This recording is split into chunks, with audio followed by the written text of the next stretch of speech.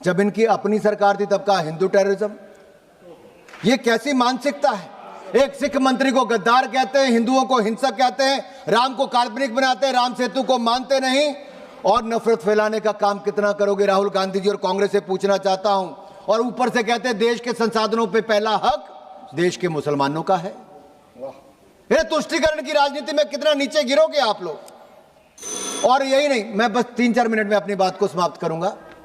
मैं सभापति जी आपके माध्यम से सदन से पूछना चाहता हूं, दुनिया की पहली क्रिकेट टीम भारत की बनी जिसने back to back T20 world cup जीतने का काम किया।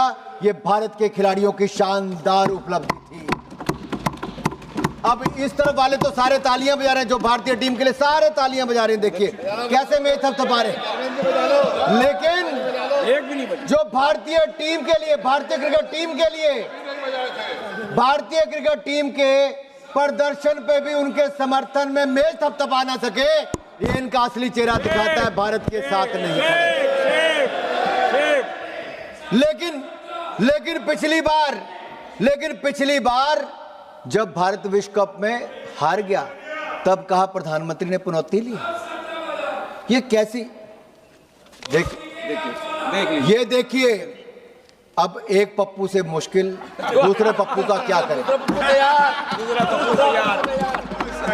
अब पप्पू से करें क्या?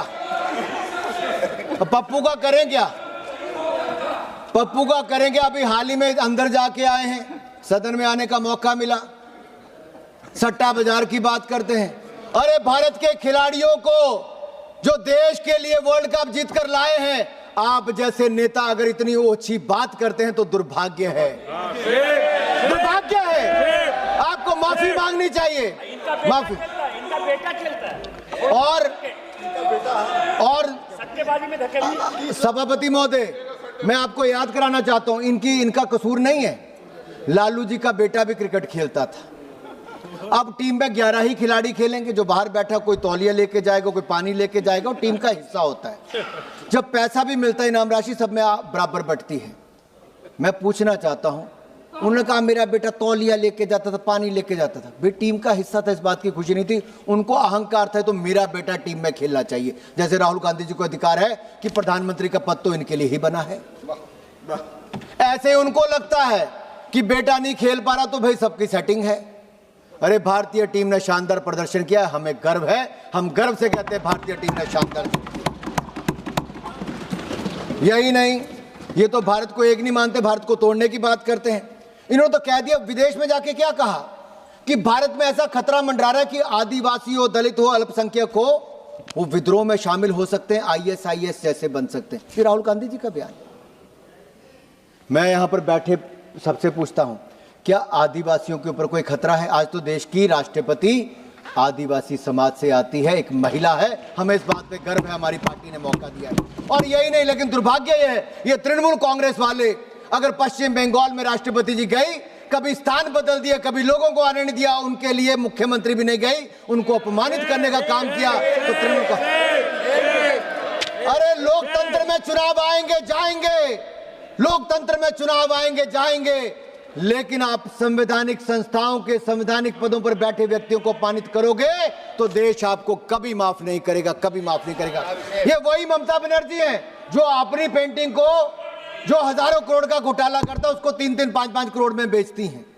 बेचा कि नहीं बेचा? भाई घोटाला हुआ कि नहीं हुआ? आपके लोग एक नहीं 12-12 लोग इनके जेल में गए, तृणमूल कांग्रेस के। ये क्या करते? यही नहीं, कमिश्नर को बचाने के लिए सड़कों पे ममता बनर्जी उतरी। और अब जब जांच एजेंसियां इनकी जांच कर रही थी भ्रष्टाचार की, तो उसके खिलाफ तृणमूल कांग्रेस की मुख्यमंत्री ममता बनर्जी सड़क पे उतर आई, हाथापाई छीनपानी कर ली। ये किस तरह के? सुप्रीम कोर्ट चले गई SIR के खिलाफ। SIR किसके खिलाफ है?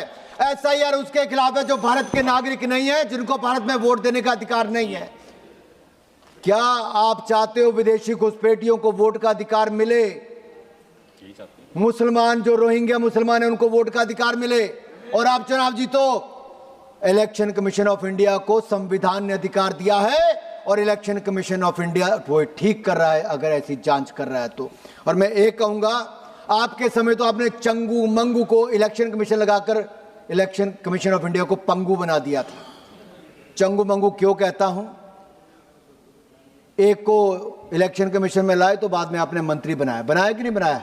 से लीक करता था, रिमोट कंट्रोल से आप प्रधानमंत्री भी चलाते थे और रिमोट कंट्रोल से इलेक्शन कमीशन को भी चलाते थे। आप अपने समय 12-12 पदों पर खाली छोड़कर देश का आर्मी चीफ अपने रिश्तेदार को बनाते थे। 4-4 जजों को सीनियरिटी में छोड़ के चीफ जस्टिस ऑफ इंडिया बनाते थे।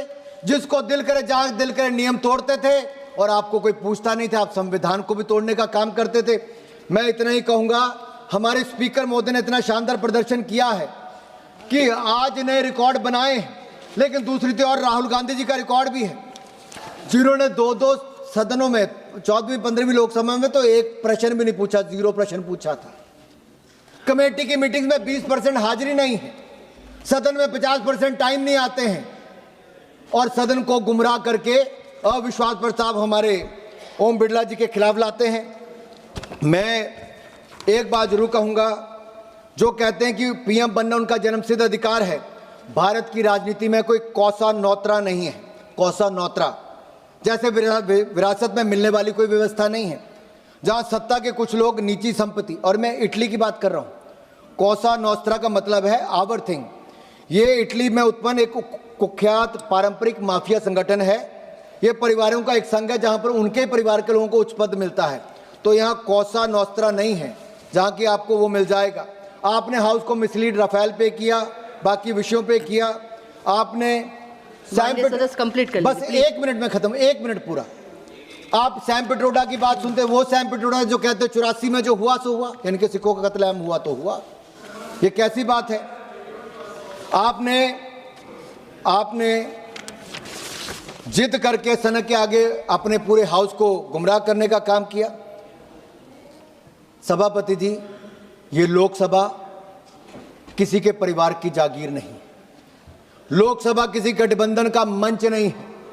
लोकसभा भारत के 140 करोड़ भारतीयों के आस्था का केंद्र है और आस्था का केंद्र रहेगा।